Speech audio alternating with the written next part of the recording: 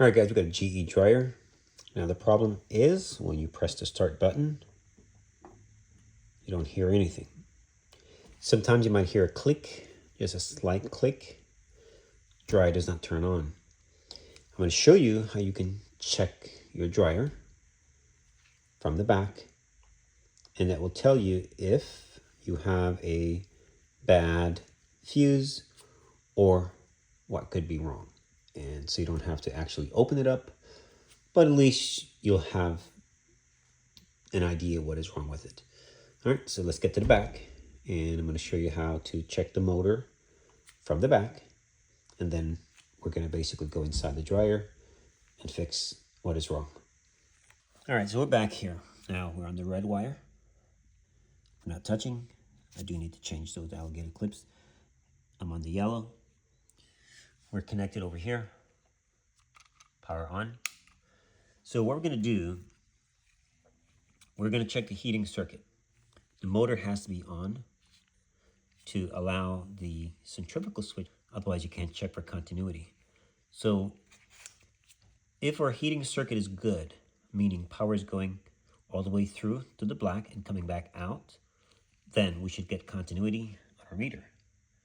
If not, that tells me that either a wire on the black or the red is damaged. Now, the red feeds the timer and it goes down to the motor. I think on Whirlpool, it's the black. So right now we're feeding these two.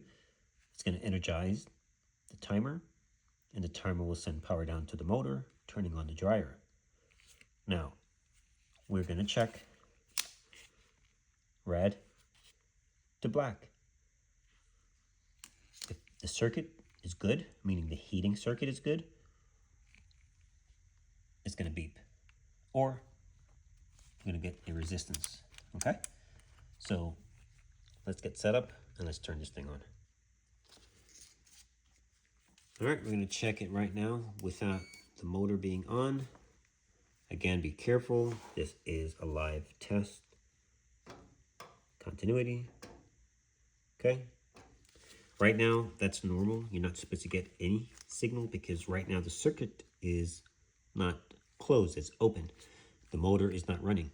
So when all is well and the motor circuit is closed, meaning the motor centrifugal switch is in the on position, allowing power to go all the way through and going back up to the timer, then you should get continuity. So if everything's good in this dryer, then we're going to get a signal there. Let's turn it on.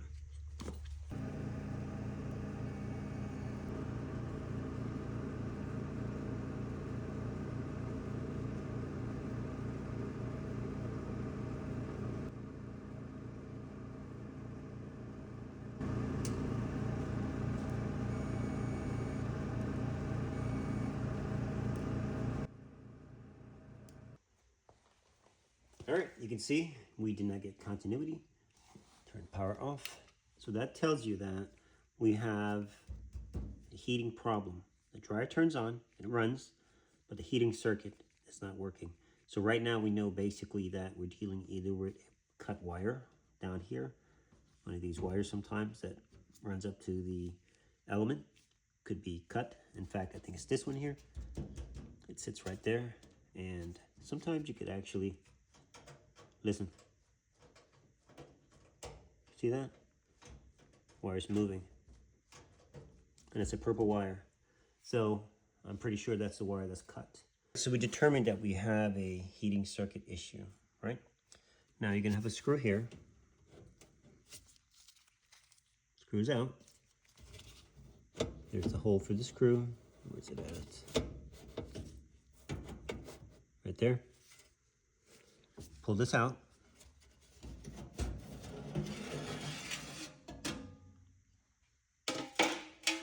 Remember this wire? We talked about it. Squeeze this. Wire falls. Reach in. Don't be scared. All right, look at this. Now this is going to save you a lot of work and a lot of time doing it from the back. I think I'm the first one to do this, But this helps you if you don't want to take the machine apart. Now what you're going to do, you do need to clean the contact up there. You still have to reach up and grab it. But you can cut this off here. Hopefully you can save this. And if you get the kit from GE, it will have one of these on there. Or you can save it, tiny, tiny pin or needle, and remove it and put it back on.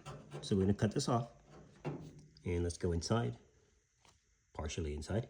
Release this, and I recommend you sand it well, as much as you can. I'm gonna get a piece of sandpaper, I'm gonna sand it, go over it, or even a file. You can do this repair from the back. It makes it a lot easier, especially if you do not want to mess with it. All right, so you can use a wire nut to make this connection. So, and just make sure that you try and get your wire back in place. If not, use a zip tie and zip tie it through these holes to support it, all right, in the event. The reason for this, when this falls off, it is a live wire and it will come in contact with the body. You do not want that.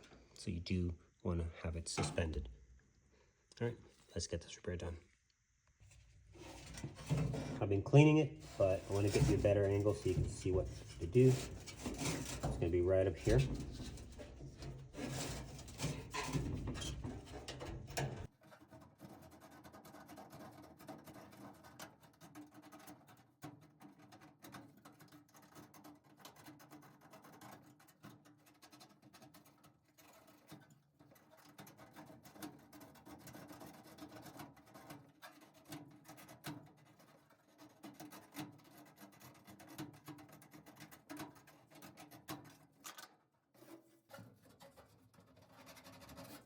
So the angle is super tight. I'm hoping to get you guys a good angle. So let's go inside and let's get this thing cleaned off. I've been rubbing it and getting it sanded down.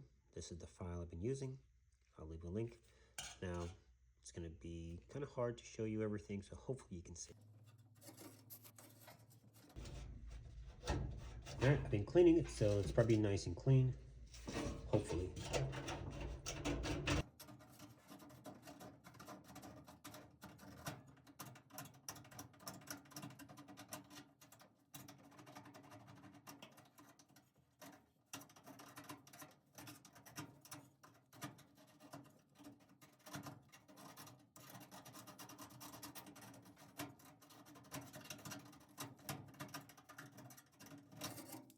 So now we are kind of clean. That's pretty good. You want to get your wire. This is on a Whirlpool, from a Whirlpool. I noticed they fit snugger or more snug than the GE. It also has a better connector. Okay, you can get these. I can leave a link, or I will. So what we're gonna do now is put this on, reach underneath, and make sure it's nice and tight. It has to be. Now when you push it up, if it's loose, you gotta squeeze it. Basically, if it's loose, you're gonna get your pliers or channel locks, and you're gonna squeeze it together slightly. Make sure it's tight. What you're doing is squeezing those. You cannot reuse this once it's burnt, damaged. It's super soft. In fact, it's so soft I could probably use my fingers and just crush it. Okay? See it? Can't do it. Garbage. All right. So we have our lead connected.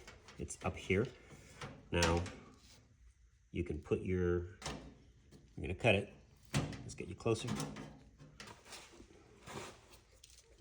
There's your piece. So when you bring this over, you can pretty much connect your other piece, this guy, right to here, once you join them.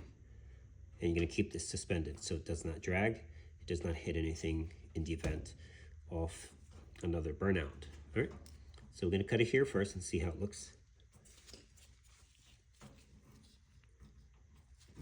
Normally it's too close, but you never know.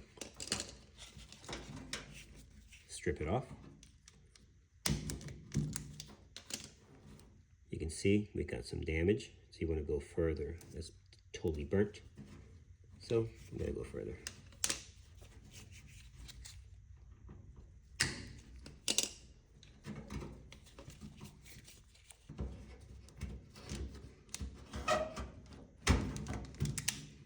All right, so we are stripped, and we're going to do our connection here. Then we'll connect our other lead, and it's going to go back into that hole as you insert it up.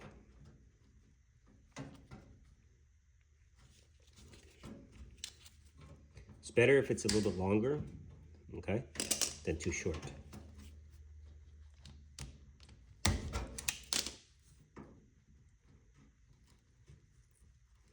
Make sure that your wires, when the wire nut is on, are fully covered. If not, go ahead and cut them off.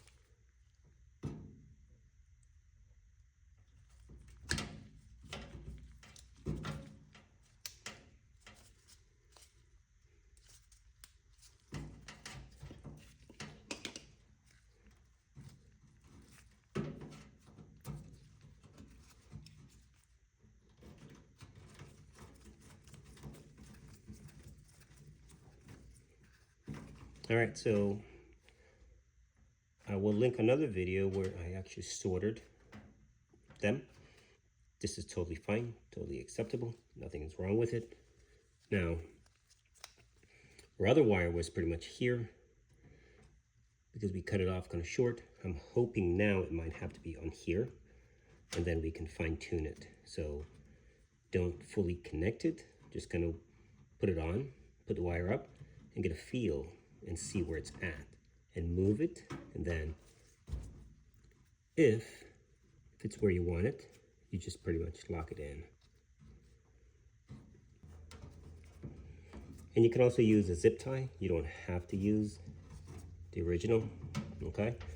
If you want, go ahead and wrap this with electrical tape, which I will, and that's going to offer an additional protection in the event it falls. All right, there it is. And this one is a rubberized. It actually falls on itself, so it's not actual electrical tape, it's actually better. And sometimes when you heat it up, it literally becomes one. So, all right, we're gonna try and raise this up. I'm gonna get it back in that hole. Hopefully, if not, we'll use zip tie and go through here and secure it. It'll still be totally safe.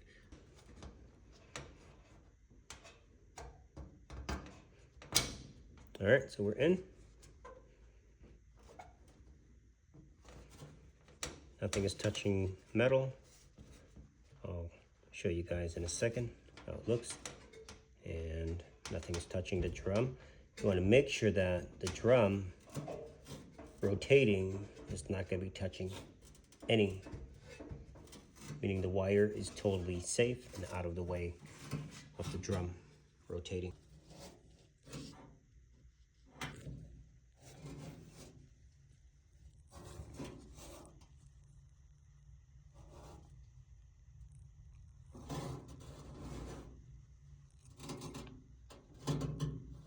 Last test to confirm.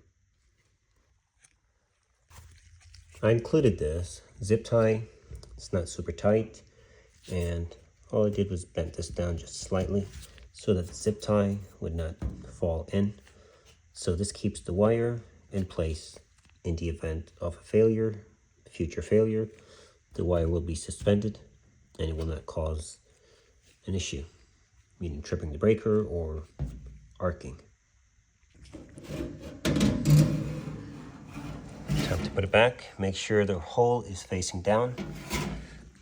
We're going to get our pliers and straighten this out. Now, it goes in. You really can't mess it up.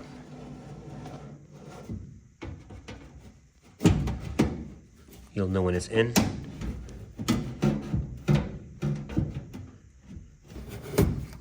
There we go.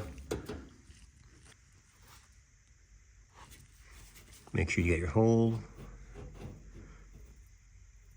There it is. Phillips screw or quarter, whichever one you use. All right, so now we're connected again, and make sure nothing's touching. neutral, line. Got our meter set up, continuity. We're gonna plug the machine in, and we're gonna do our test again. We're gonna go from here to here. And if our heating circuit is good, we'll get a reading. So you're measuring the entire circuitry right here. Doesn't get any simpler than that.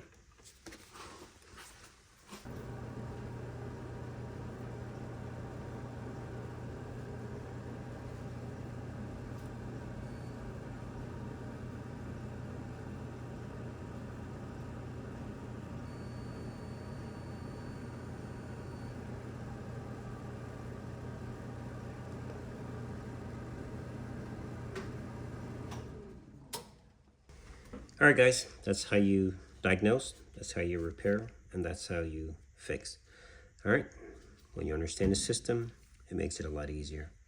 All right, thanks for watching.